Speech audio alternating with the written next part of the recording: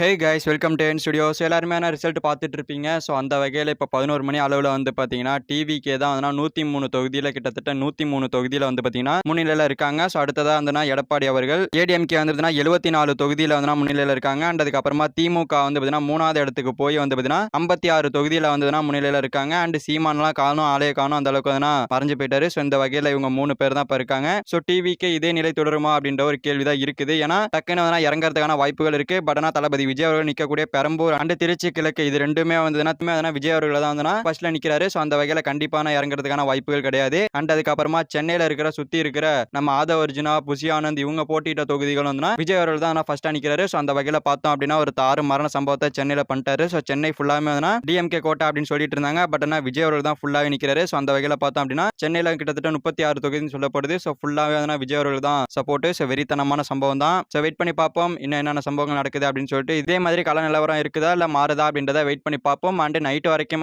Vote counting இருக்கிறதுக்கான வாய்ப்புகள் இருக்கு. ஸோ கிட்டத்தட்ட 18 சுற்று அப்படின்னு சொல்லப்படுது. ஸோ அந்த வகையில் பார்த்தோம் அப்படின்னா நைட் ஆயிடும். ஸோ இப்போதான் 2 சுற்றும் 3 சுற்றும் முடிஞ்சிருக்கு. ஸோ அந்த வகையில் ஃபாஸ்டா கவுண்ட் பண்ணிட்டு இருக்காங்க. ஸோ கண்டிப்பா நல்ல ஒரு செய்தி தான் வரும் அப்படின்ற மாதிரி எதிர்பார்க்கப்படுது. அண்ட் இதுக்கப்புறமா நம்ம எடப்பாடி அவர்கள் நிற்கக்கூடிய எடப்பாடி தொகுதியில் வந்து நம்ம எடப்பாடி அவர்கள் தான் முன்னிலையில் இருக்காரு. அண்ட் நம்ம ஸ்டாலின் அவர்கள் நிற்கக்கூடிய தொகுதியில் தாவேகா வேட்பாளர் தான் முன்னிலையில் இருக்காரு. ஸோ இது வந்து ஒரு மிகப்பெரிய பேச்சு பொருளாகுது. ஸோ ஆளுங்கட்சியான டிஎம்கேவே வந்து பாத்தீங்கன்னா அந்த ஒரு தொகுதியில வெற்றி வாய்ப்பு வராது அப்படின்ற மாதிரி சொல்லப்படுது. ஸோ பார்ப்போம் என்ன நடக்குது அப்படின்னு சொல்லிட்டு.